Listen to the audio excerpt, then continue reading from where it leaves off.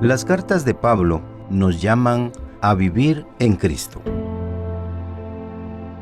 En Colosenses y Filipenses aprendemos gozo y fe.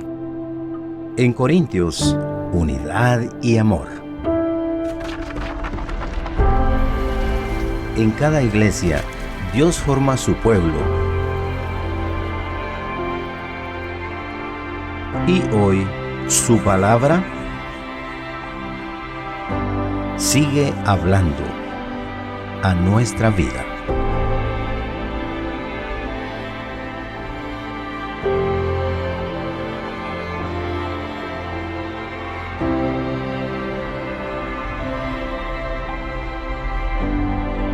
Lecciones de la Biblia con el pastor Estuardo Guerra.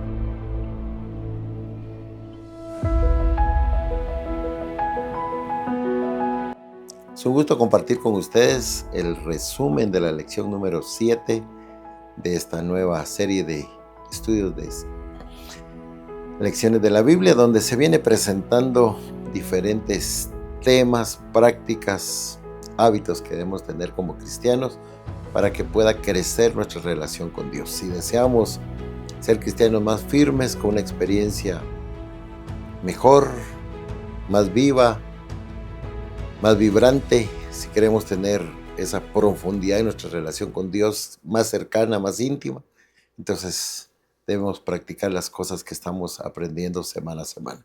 Una de ellas es la oración. De eso hablaremos en esta lección número 7. Comencemos haciendo preguntas a nuestro yo. ¿A qué horas tengo esa comunión con Dios por medio de la oración? ¿La tengo todos los días? ¿Practico la oración varias veces al día? ¿Tengo realmente una experiencia cuando elevo una oración a Dios? Y hablamos de la palabra elevar, o sea, en verdad siento que me acerco a Dios cuando oro. ¿O cómo son mis oraciones? ¿Un listado de peticiones nada más? Bueno, la lección de esta semana ha querido enseñarnos eso a través de la vida de algunos personajes bíblicos. Evaluamos nuestra oración, hacemos una verificación de cómo fueron sus oraciones en los que están escritos y las vivencias de cada uno de ellos como seres humanos. Comencemos hablando de el profeta Elías. Desarrolla su ministerio en un tiempo de algunos reyes de Israel, entre ellos Acab, que junto a su esposa Jezabel habían llevado al pueblo de Israel a un periodo muy triste de una apostasía.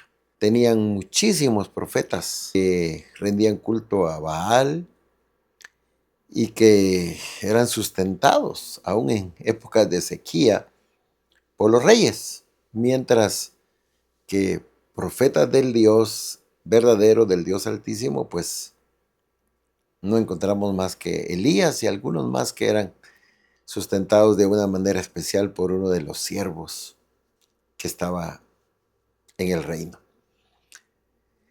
Llega el momento cuando Dios le dice a Elías: ve y habla con Acab y convócalo a una reunión en el Monte Carmelo, y ahí que estén todos los profetas de Baal, 400 profetas.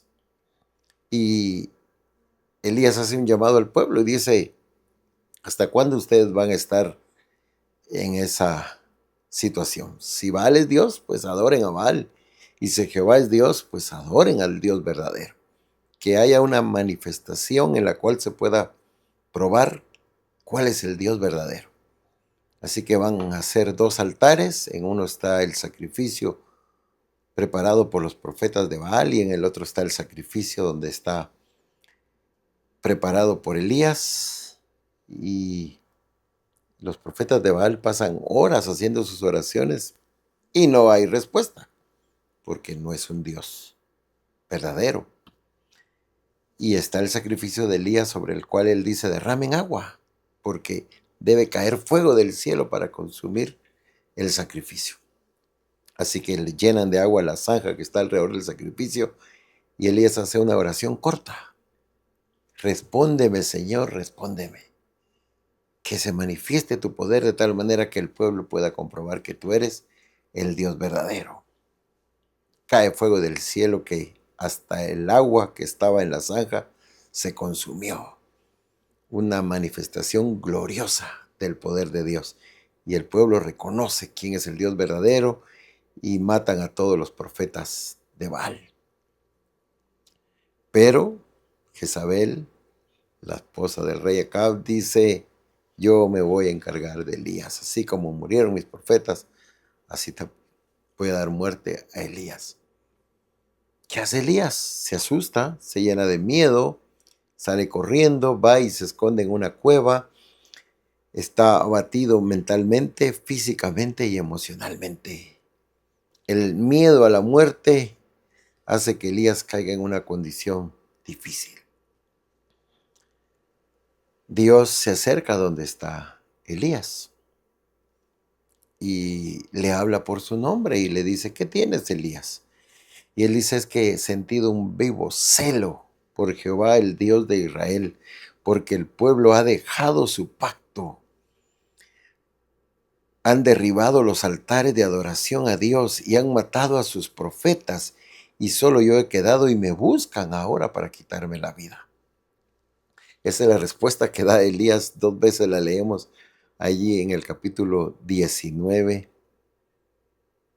del libro de Reyes. Ese hombre que había estado allí firme en su oración, firme en su relación con Dios, ahora se encuentra en un momento de crisis emocional y por ende también espiritual. Permitió que el miedo a la muerte anulara súbitamente su fe, su confianza, su seguridad en el Dios que lo había alimentado en el arroyo, en el Dios que lo había llevado allá al territorio de la viuda y había hecho provisión para él.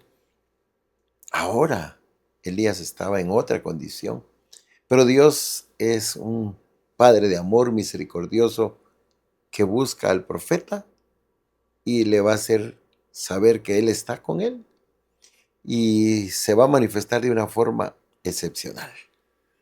Un Dios que hizo derramar fuego, un Dios que quitó la lluvia, un Dios que hacía actos poderosos, ahora se va a presentar con Elías.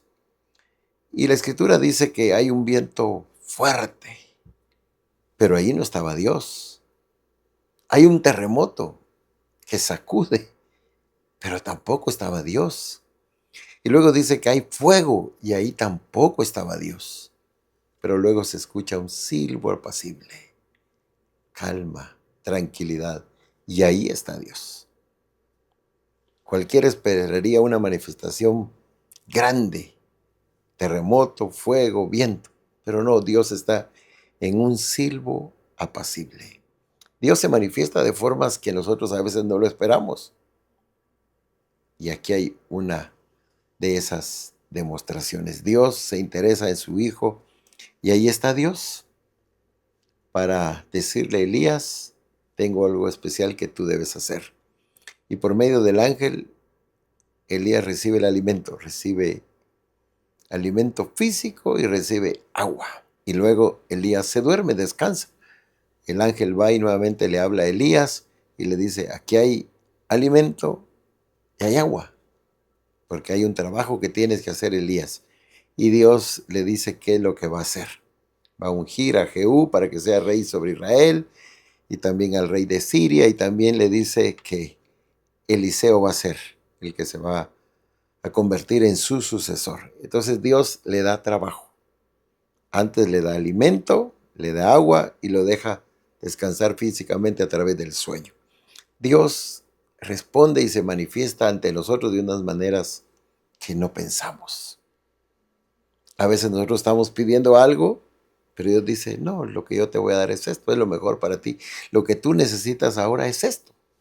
Y entonces Dios concede esas bendiciones como el alimento, el agua, el sueño, el descanso, recuperarnos físicamente, y también Dios a veces nos coloca tareas que hacer como los trabajos que le dio a Elías para que entonces su mente estuviera ocupada, se proyectara hacia el futuro y a cumplir las tareas encomendadas por Dios. Las respuestas van a llegar. Siempre Dios va a responder y Dios sabe qué es lo mejor y en qué momento va a dar esas respuestas. En el libro de Salmos leemos: esperen en Él en todo tiempo, derramen ante Él su corazón. Esperen en Dios. Él sabe cómo va a responder, pero ustedes preséntense ante Él con fe y derramen ante Él sus peticiones. ¿Esto lo hizo quién? Ana. Estábamos hablando de personajes de la Biblia que nos dan ejemplo de oración. ¿Podemos identificarnos con alguno de ellos? Sí. Tal vez con un Elías abatido, triste, con miedo, o tal vez con una persona como Ana, quien hizo una petición específica a Dios diciéndole: Señor, tú sabes que estoy triste, esta es mi condición, tengo una petición delante de ti, oh Dios. Concédeme ser madre, dijo Ana, de un hijo varón, y prometo que haré esto. Pasó el tiempo y cuando Dios consideró que era el momento perfecto, en su sabiduría, Ana llegó a ser madre del pequeño Samuel, que después se convertiría en juez y en sacerdote del pueblo de Israel y líder espiritual del pueblo de Dios. Así que Ana hizo esa oración, no sabemos cuántas veces la habría presentado delante de Dios, pero en esta que está relatada en el capítulo 1 del libro de Samuel encontramos que Ana dice: he derramado mi alma delante de Dios, me he desahogado delante de Dios. Así que Ana dio una oración ejemplar, la presentó ante Dios. Nos está dando un ejemplo de esas oraciones que hay que hacer de todo corazón. Hay que hablarle a Dios como esa persona que nos ama y que está escuchando lo que nosotros le pedimos. ¿Qué hay en nuestras oraciones? ¿Cómo son nuestras oraciones? ¿Un listado de peticiones? ¿O nuestras oraciones tienen esas partes como la adoración, la alabanza? En nuestras oraciones hay confesión. Daniel nos da el ejemplo de eso.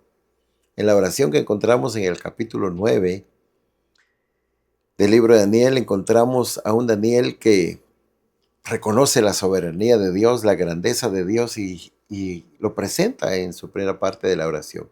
Y luego dice: Señor, hemos pecado. El pueblo ha pecado. Yo soy parte del pueblo, así que Señor, hemos pecado. Hemos cometido iniquidad. Hemos abandonado el pacto, como Elías dijo que había hecho el pueblo. Y luego presenta sus peticiones. ¿Cómo está Jerusalén? ¿Cómo está la ciudad? ¿Cómo está aquel que era el pueblo de Dios?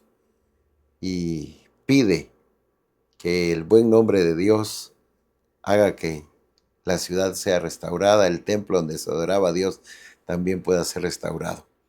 Eso fue destruido porque el pueblo se apartó de Dios. El Señor ya lo había anunciado. Ese templo majestuoso iba a ser destruido cuando el pueblo se alejara de Dios, cuando se fuera tras otros dioses, llegaría a ser una vergüenza.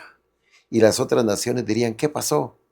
Y la respuesta sería: porque ellos se apartaron de Dios, entonces Dios ha dejado que se los lleven cautivos y también ha permitido la destrucción. Al final de su oración, Daniel da gracias a Dios, porque su oración va a ser contestada, porque él tiene la seguridad que Dios va a responder. Ana, cuando terminó su oración, dice la Escritura que se levantó, comió, seguramente había ayunado, ahora es el momento de comer, y luego dice: ya no estuvo más triste. Cuando estaba en su oración dijo: Señor, estoy triste. Pero cuando terminó de orar, dice la Escritura, ya no estaba más triste. Esas son oraciones de confianza, oraciones de seguridad, que Dios está atendiendo las peticiones de sus hijos. Así lo manifestó Ana con su actitud y así son las palabras de Daniel en su oración a Dios. Cuando nosotros oramos, no es que Dios descienda para donde nosotros estamos. La Biblia dice que Dios presta atención a nuestras oraciones, sino es que nosotros nos acercamos a donde está nuestro Dios. Orar es bueno. Orar hace que nosotros tengamos esa pausa en el trajín, en las actividades, en el ajetreo de cada día, en los afanes. Pausa. Vamos a conversar con el soberano. Vamos a reconocer que Dios es todopoderoso y es un Dios amante y compasivo que como Padre atenderá las súplicas de sus hijos. Dios conoce nuestra condición, nuestras necesidades, nuestras peticiones. Entonces dicen algunos, ¿por qué yo le voy a presentar mis peticiones a Dios? ¿Por qué yo le voy a decir si Él ya lo sabe? Y es porque eso va a servir para que estemos en una comunión con Dios, para que nuestros pensamientos se eleven hacia el trono de la gracia. Y cuando no recibamos una respuesta rápida, entonces vamos a perseverar en la oración, vamos a persistir en nuestra súplica a Dios y esa espera va a profundizar nuestra experiencia con Dios. Entonces el Señor sabe cuándo responder en un tiempo especial, cuándo hacernos esperar más, pero mientras esperamos estamos profundizando en nuestra experiencia, está creciendo nuestra relación con Dios, estamos aumentando nuestra fe, está creciendo nuestra confianza en Dios. Por eso Dios da sus respuestas en el momento oportuno. Él siempre sabe lo que es mejor para cada uno de sus hijos. Hemos visto pues la experiencia de Daniel, de Ana, de Elías y sobre todo terminemos esta lección hablando de Jesús. En su tiempo quienes hacían oraciones eran los líderes religiosos y Jesús dijo, ellos hacen las oraciones para ser vistos. Se paran en las esquinas y seguramente tal vez levantaban las manos o hacían algunas expresiones especiales para repetir largas oraciones, las cuales ya eran preparadas de antemano, las cuales eran memorizadas. No era un abrirle el corazón a Dios como a un amigo. ¿Cómo son nuestras oraciones? ¿Son largas? ¿Son memorizadas? ¿Son ya preparadas? Pues Jesús no oraba de esa manera. Entonces sus discípulos lo observaron y le dijeron, Señor, enséñanos a orar. Tú oras diferente a como oran esos líderes. Y Jesús les enseñó que debían orar en un lenguaje sencillo. Y en su oración debían conversar con Dios, acercarse a Dios. Y la oración iba a ser una experiencia especial en sus vidas. Así que Jesús les presentó la oración modelo. Esa oración conocida como el Padre Nuestro, esa oración que ahora vamos a meditar en ella por algunos minutos. Jesús les dijo, cuando ustedes oren, que sea así. Padre nuestro que estás en los cielos. ¿Con quién voy a conversar? Con un padre. ¿Y quién es un padre? Una persona que se interesa en sus hijos, que se compadece. Voy a conversar con alguien que está en los cielos, pero alguien que está cerca y el cual me escucha y el cual me ama. Tengo la seguridad que me ama. Y luego Jesús dijo, santificado sea tu nombre. Reconocer la santidad, reconocer la grandeza de Dios, reconocer quién es nuestro Padre Celestial. Venga tu reino. Deseamos que en realidad venga el reino de Dios. Estamos esperando la segunda venida de Jesús. Estamos orando para que el reino de Dios se instale en el corazón de la vida de las personas y para que nosotros también estemos seguros de que pertenecemos al reino de Dios y que pronto iremos a morar con Él por la eternidad. Sea hecha tu voluntad en la tierra como en el cielo. En nuestra oración decimos y queremos que lo que se cumpla sea la voluntad de Dios, aunque tal vez en el mundo en que estamos no pareciera, sí se está cumpliendo el tiempo y el plan de Dios. Danos el pan nuestro de cada día. En nuestras peticiones seguramente pedimos por ese pan material, el sustento, la provisión, pero también debemos pedir el pan espiritual, esa comunión, esa relación con el pan vivo que descendió del cielo, con Jesús.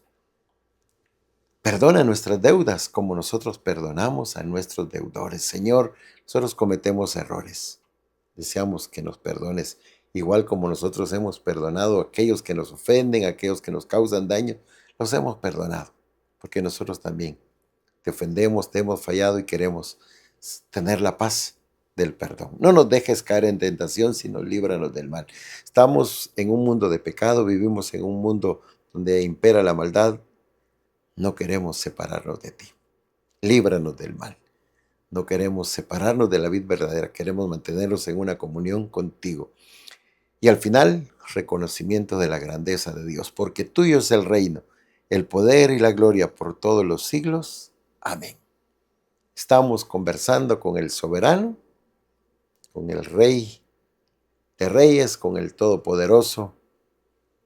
Tuyo es el reino que se va a establecer y que simbólicamente el libro de Daniel lo presenta como una piedra que no fue cortada con mano humana, sino que derribó los reinos terrenales y llegó a ser un monte, un reino eterno.